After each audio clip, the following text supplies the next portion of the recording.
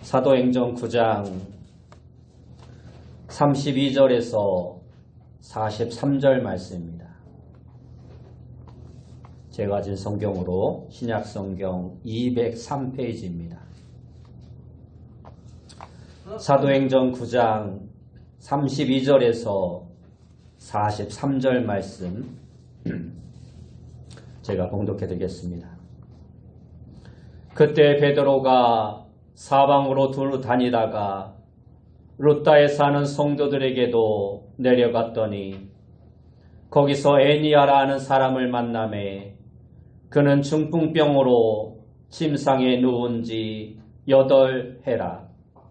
베드로가 이르되 에니아야, 예수 그리스도께서 너를 낫게 하시니 일어나 내 자리를 정돈하라 한데 곧 일어나니 루다와 사론에 사는 사람들이 다 그를 보고 주께로 돌아오니라. 요바에 다비다라 하는 여제자가 있으니 그 이름을 번역하면 도르가라. 선행과 구제하는 일이 심히 많더니 그때 병들어 죽음에 시체를 씻어 다락에 누이니라. 루다가 요바에서 가까운지라.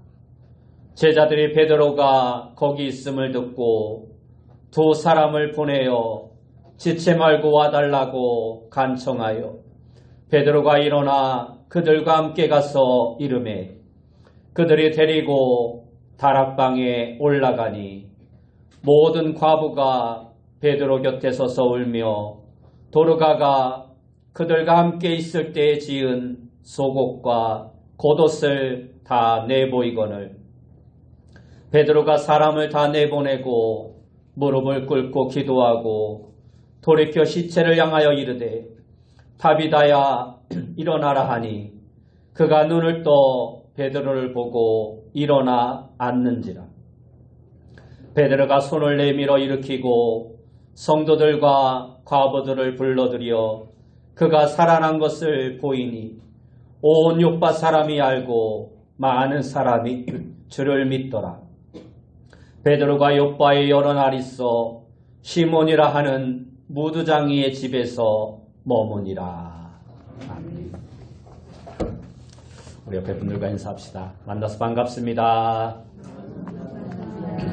예, 다시 한번 인사합시다. 오늘도 큰 은혜 받읍시다. 오늘 우리가 읽은 말씀을 통해서 세 가지 은혜라는 제목으로 함께 은혜의 말씀을 나누길 원합니다. 우리 인간이 하나님께 받은 은혜는 그 수가 하도 많아서 다 셀 수가 없습니다. 아무리 셈을 잘하는 사람이라고 해도 하나님께서 우리 인간에게 베푸시는 은혜는 말로 다 표현할 수 없고 인간의 머리로 다 셀 수 없을 정도로 너무나 많습니다. 하루 동안에 받은 은혜만 세도 그 수를 다 셀 수 없을 정도일 것입니다. 하지만 그 많은 은혜 가운데서 오늘은 세 가지 은혜를 여러분에게 말씀드리며 함께 은혜를 나누고자 합니다.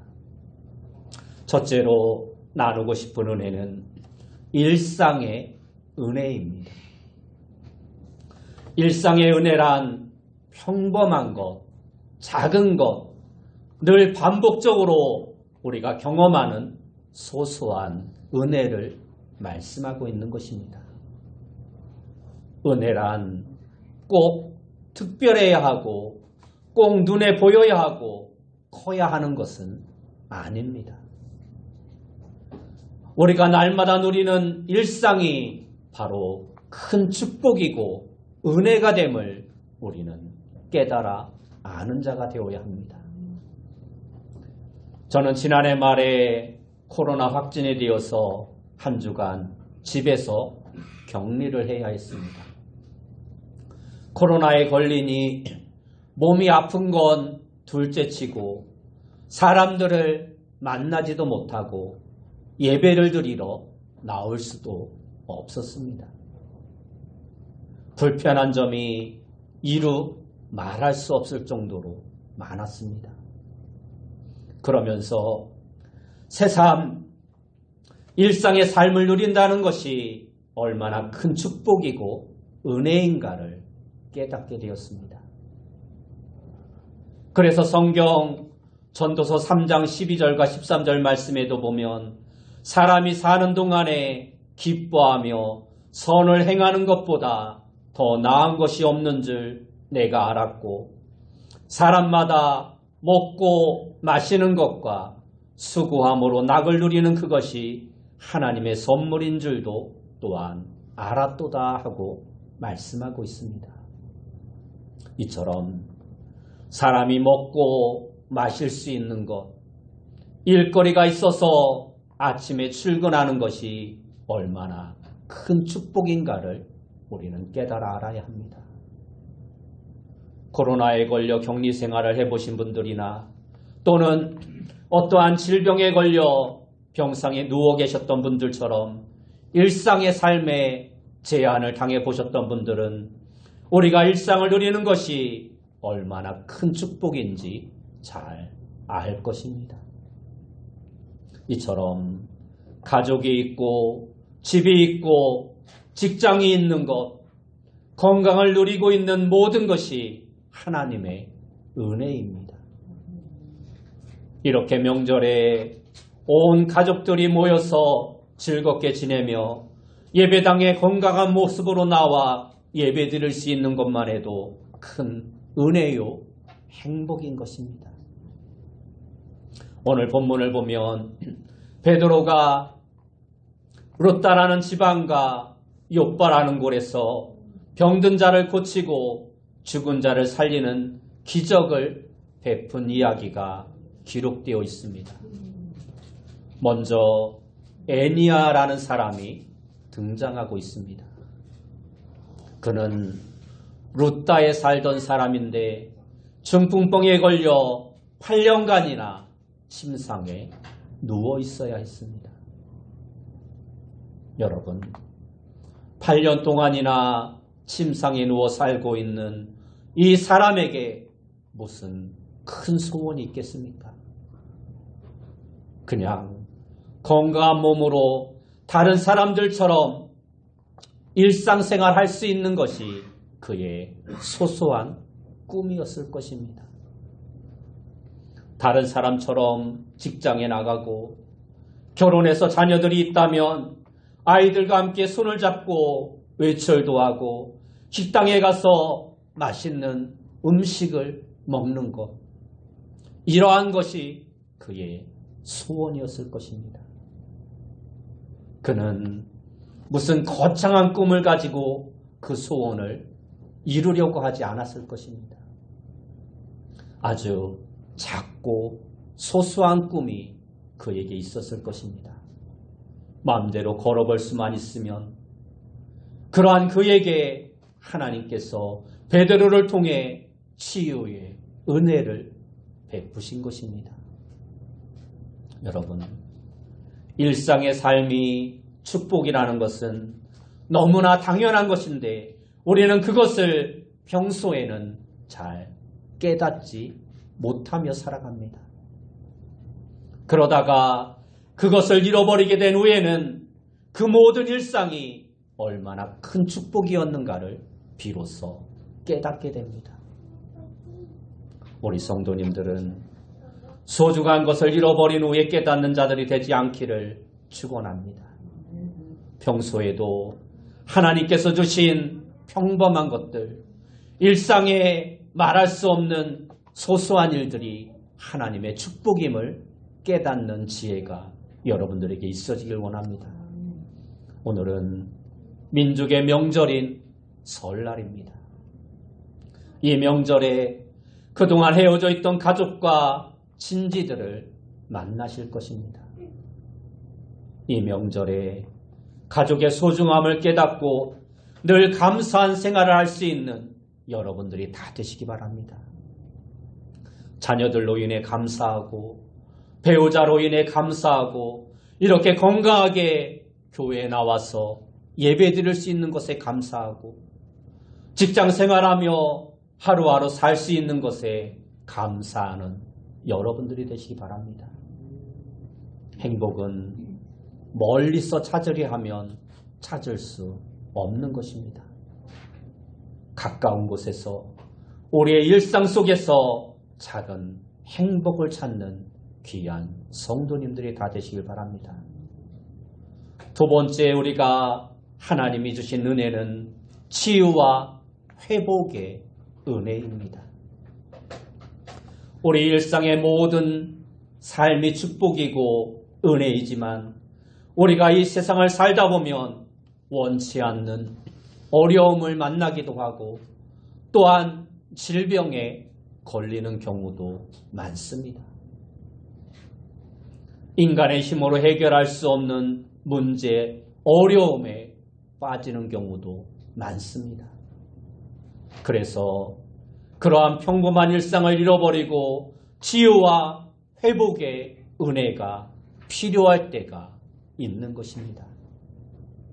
그런데 사람에게 불행이나 고난이 찾아오는 것은 무슨 순서가 있는 것도 아니고 모든 불행이 죄에 대한 형벌로 주어지는 것도 아닙니다. 하나님의 사랑하는 성도들에게도 이러한저런 불행한 일들이 찾아올 수 있습니다. 요한복음 9장을 보면 나면서부터 맹인된 사람의 이야기가 나옵니다. 제자들조차도 이러한 불행은 본인의 죄나 아니면 부모의 죄 때문이라 생각했습니다. 그래서 제자들이 말합니다. 주님, 누구의 죄 때문입니까? 부모의 죄 때문입니까? 아니면 본인 자신의 죄 때문입니까? 하고 묻습니다. 그때 예수님은 이러한 유명한 말씀을 우리에게 해주십니다. 요한복음 9장 3절에 보면 예수께서 대답하시되 이 사람이나 그 부모의 죄로 인한 것이 아니라 그에게서 하나님이 하시는 일을 나타내고자 하심이라 말씀하십니다. 또한 요한복음 11장에 보면 예수님이 베다니에 사는 나사로가 병들어 죽게 되었을 때 그를 살리신 이야기가 나옵니다. 그런데 성경에 재미있는 표현이 나옵니다. 요한복음 11장 3절을 보면 그냥 나사로가 병들어 죽게 되었다라고 말하지 않고 주여 보시옵소서 사랑하시는 자가 병들었나이다 하고 말씀하고 있습니다. 이처럼 주께서 사랑하시는 자도 병들 수 있고 뜻하지 않게 죽을 수 있다는 것입니다. 이사야 38장에 보면 히스기야 왕이 병들어 죽게 되었다가 나은 이야기가 나옵니다. 그 이야기에서도 히스기야 왕은 남유다 왕 중에서도 다윗을 닮은 아주 선한 왕이었습니다. 히스기야는 하나님을 의지했으며 율법을 잘 지켰던 매우 선한 왕이었습니다. 그런데 그가 병에 걸려 얼마 후에 죽게 될 것을 이사야 선지자로부터 듣게 된 것입니다. 이사야 선지자가 그에게 말합니다. 너는 내 집에 유언하라. 내가 죽고 살지 못하리라. 사망 선고를 받은 것입니다. 하지만 히스기야의 이야기는 그렇게 그가 병들어 죽게 되었다는 이야기로 끝나지 않습니다. 히스기야는 믿음을 가지고 하나님께 기도했고 하나님은 그의 병을 치유하여 15년의 생명을 연장케 해주십니다. 여러분, 이처럼 병에서 치유받는 것은 특별한 은혜라 말할 수 있습니다. 그러나 성경시대의 모든 병자들이 다 치유된 것은 아닙니다. 많은 병자들이 하나님의 특별한 은혜로 치유되었지만 모든 병자가 다 치유된 것은 아닙니다. 치유 이야기 중에는 예수님이 병자들을 고치신 기적 이야기만 있는 것이 아닙니다. 사도행전에서도 여러 치유 또 기적의 이야기가 나옵니다. 오늘 본문에도 보면 베드로를 통해서 일어난 두 개의 기적의 사건이 나오고 있습니다. 그 중에 하나가 루다의 애니아를 고친 이야기입니다. 그는 8년 동안 중풍병으로 앓던 사람이었는데 베드로가 예수의 이름으로 명했을 때 그는 치유를 받게 됩니다. 본문 34절 말씀에 보면 베드로가 이르되 애니아야 예수 그리스도께서 너를 낫게 하시니 일어나 내 자리를 정돈하라 한데 곧 일어나니 하고 말씀하고 있습니다. 베드로가 중풍병자를 고친 이야기와 예수님이 중풍병자를 고친 이야기가 크게 다르지 않습니다. 왜냐하면 치유해 주신 분이 같은 분이기 때문입니다.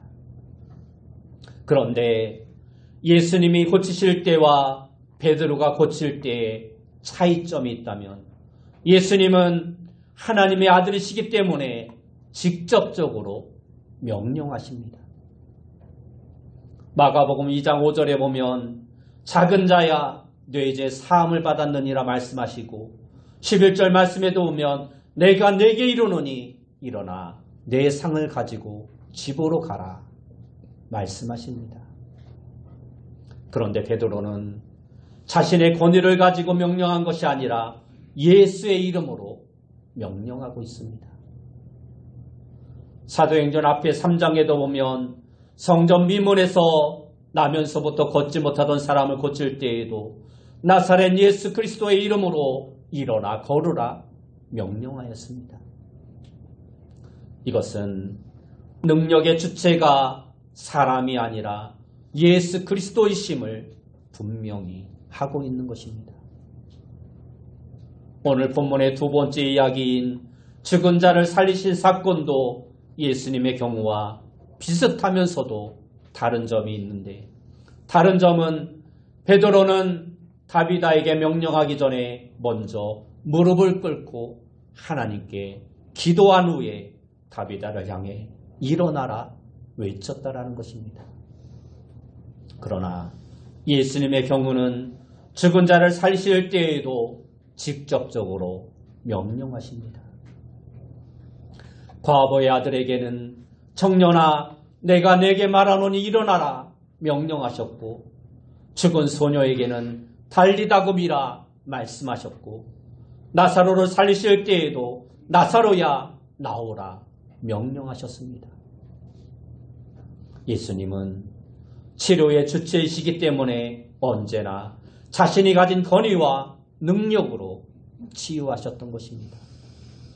그러나 제자들은 자신의 권위나 능력이 아니라 예수 그리스도의 이름으로 명했고 기도했던 것입니다. 하지만 그 결과는 전혀 다르지 않았습니다. 이러한 치유와 회복의 은혜는 오늘도 우리에게 동일하게 나타날 수 있습니다. 물론 전적으로 하나님의 주권에 달려있지만 오늘날도 하나님께서 원하시면 얼마든지 기적적인 방법으로 우리의 질병을 치유해 주실 수 있다라는 것입니다. 그러면 우리가 어떻게 병에서 고침을 받을 수 있을까요? 오늘 우리가 하나님의 기적을 체험하려면 어떻게 해야 할까요? 첫째로 오늘날도 기적은 계속되고 있다는 것을 믿는 자가 되어야 합니다. 기적은 오늘날에도 얼마든지 일어날 수 있다는 믿음이 우리에게 필요합니다. 왜냐하면 하나님은 여전히 살아계시고 우리의 기도에 응답하시는 분이시기 때문입니다. 하나님은 여전히 당신의 자녀들을 사랑하십니다. 그러므로 기도의 능력은 2000년 전이나 지금이나 조금도 달라질 이유가 없는 것입니다. 둘째는 믿음으로 기도해야 합니다. 야고보 사도는 병든 자의 치유를 위해 기도할 것을 공부하면서 믿음의 기도는 역사하는 힘이 크다고 우리에게 말씀해주고 있습니다. 여전히 기도는 능력이 있습니다. 믿음의 기도는 병든 자를 낫게 합니다. 모든 병이 낫는 것은 아니지만 믿음으로 구할 때 의학적으로 고칠 수 없는 질병조차도 기적적으로 치유되는 경우가 얼마든지 있을 수 있는 것입니다. 셋째로, 치유는 기도를 통해서만 받는 것이 아닙니다. 의사나 약의 도움을 받는 것도 하나님의 일반 은총 가운데 하나임을 우리는 알아야 합니다. 의사가 치료하는 것도 하나님의 도우심 없이는 불가능합니다.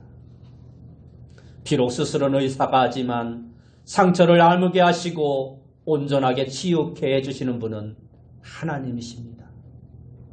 그러므로 진정한 의사는 자신이 치료한다고 생각하지 않고 하나님이 하신다고 믿는 것입니다.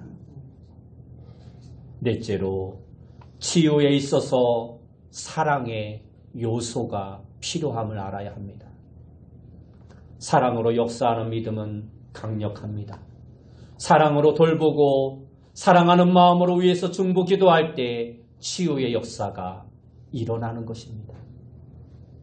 예를 들어서 복음서에 나오는 대부분의 부모의 믿음은 사랑에 근거한 믿음이었습니다. 귀신 들린 아들을 둔 아버지는 예수님을 찾아와 도움을 요청했습니다. 또 귀신 들린 딸을 둔 어머니였던 스로보니게 여인은 예수님으로부터 자존심 상하는 말씀을 듣고도 믿음으로 강구했습니다. 왜냐하면 딸을 사랑하기 때문입니다. 마태복음 15장 26절에 보면 자녀의 떡을 취하여 개들에게 던짐이 마땅하지 아니하니라는 예수님의 말씀에 여인은 주여 옳소이다마는 개들도 제 주인의 상에서 떨어지는 부스러기를 먹나이다 하고 말씀합니다. 그러자 예수님은 여자여 내 믿음이 크도다 내 소원대로 되리라 하시며 그의 딸의 병을 치유해 주십니다. 이것이 바로 사랑의 승리라 할 수 있는 것입니다. 오늘 우리에게도 이러한 믿음의 사랑의 수고가 있어야 하는 것입니다. 다섯 번째로, 치유가 일어났을 때 중요한 것은 모든 영광을 하나님께 돌려야 한다는 것입니다. 하나님의 영광을 우리가 가로채서는 안 됩니다. 베드로 사도는 이 점에 대해서 너무나 분명했습니다. 사도행전 3장에서 미문에 앉아있던 거린 남에서 걷지 못하던 사람이 치유되었을 때 사람들은 베드로와 요한을 주목해 보았습니다. 그의 능력으로 환자가 치유된 것이라 생각하였던 것입니다. 그때 베드로는 사람들을 향해서 왜 우리를 쳐다보느냐? 마치 우리의 경건과 능력으로 이 사람들이 치유된 것처럼 왜 우리를 주목하느냐? 이렇게 말하면서 오직 나사렛 예수 그리스도께서 그를 치유하였다 말씀하며 오직 하나님께 영광을 돌립니다. 우리는 모든 역사가 일어났을 때 그 영광을 내가 가로차는 자가 되지 말고 하나님께 돌려드리는 자가 되어야 합니다.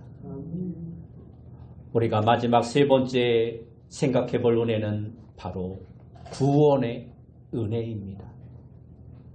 일상의 은혜도 중요하고 치유와 기적의 은혜도 중요하지만 그보다 훨씬 더 중요한 은혜가 있는데 그것이 바로 구원의 은혜인 것입니다. 사도행전의 저자인 누가는 루다의 애니아가 중풍병에서 고침받은 그 사건 자체보다 그 기적 사건을 통해서 복음이 루다와 사론 지역에 퍼져서 많은 사람들이 구원을 받은 것이 더 중요하다고 말씀하고 있습니다. 오늘 본문 35절 말씀에 보면 루다와 사론에 사는 사람들이 다 그를 보고 주께로 돌아오니라 하고 말씀하고 있습니다. 죽었던 다비다가 베드로의 기도로 다시 살아난 사건도 그 사건 자체보다 그 사건을 통해서 욥바의 많은 사람들이 예수님을 믿고 구원받은 것이 더 중요하다라고 말씀하고 있습니다. 42절 말씀에도 보면 온 욥바 사람이 알고 많은 사람이 주를 믿더라 말씀하고 있습니다. 치유의 기적은 보편적인 것이 아닙니다. 모든 질병이 다 고침을 받는 것이 아닙니다. 당시 루다 지역에 중풍병에 걸린 사람은 애니야 한 사람만이 아니었을 것입니다. 더 많은 중풍병자가 있었지만 베드로 사도를 통해서 치유받은 사람은 애니야 한 사람뿐이었습니다. 또한 당시의 욥바의 질병으로 죽은 사람도 많았을 것입니다. 그 중에 다비다 한 사람만이 죽었다가 살아나는 기적을 체험하게 됩니다. 하지만 루다와 사론 지역, 욥바 지역의 복음을 듣고 예수님을 믿어 구원받은 사람들은 많았던 것을 오늘 성경은 말씀하고 있습니다. 이처럼 누구든지 예수님을 믿는 사람은 다 구원을 받게 되는 것입니다. 예수 그리스도를 통한 구원은 완전한 구원이요 영원한 구원입니다. 육체의 질병에서 치유받는 것은 완전한 구원이 아닙니다. 다시 병들고 그러면 다시 죽게 되는 것입니다. 예수님이 살리셨던 나사로도 다시 죽었습니다. 베드로가 살렸던 다비다도 사도 바울이 살렸던 유두고도 다시 죽었습니다. 그러나 예수님을 믿어 영원히 구원받는 것은 영원한 구원입니다. 누구든지 예수님을 믿기만 하면 받는 구원입니다. 이 구원은 행위가 아닌 은혜로 받는 것입니다. 예수 그리스도를 통해서 우리가 받은 구원은 영적으로 이미 받은 구원입니다. 우리의 영혼은 모두가 이미 사망에서 생명으로 옮겨졌습니다. 요한복음 5장 24절 말씀에 보면 내가 진실로 진실로 너희에게 이르노니 내 말을 듣고 또 나 보내신 이를 믿는 자는 영생을 얻었고 심판에 이르지 아니하나니 사망에서 생명으로 옮겼느니라 하고 말씀하고 있습니다. 그리고 우리가 받은 구원은 잃어버릴 수 없는 구원입니다. 그리스도 안에 있는 구원은 결코 잃어버리지 않습니다. 요한복음 10장 28절에 보면 내가 그들에게 영생을 주노니 영원히 멸망하지 아니할 것이요 또 그들을 내 손에서 빼앗을 자가 없느니라 하고 말씀하고 있습니다. 또한 이 구원은 죽어도 살고 살아서 믿는 사람은 영원히 죽지 않는 구원이며 그렇기 때문에 너무 비싸 돈으로 살 수 없는 구원입니다. 오직 하나님의 은혜로 값없이 우리에게 주어지는 구원입니다. 그래서 이사야 선지자는 누구든지 목마른 자는 와서 값없이 이 은혜를 받으라고 우리에게 말씀해 주고 있습니다.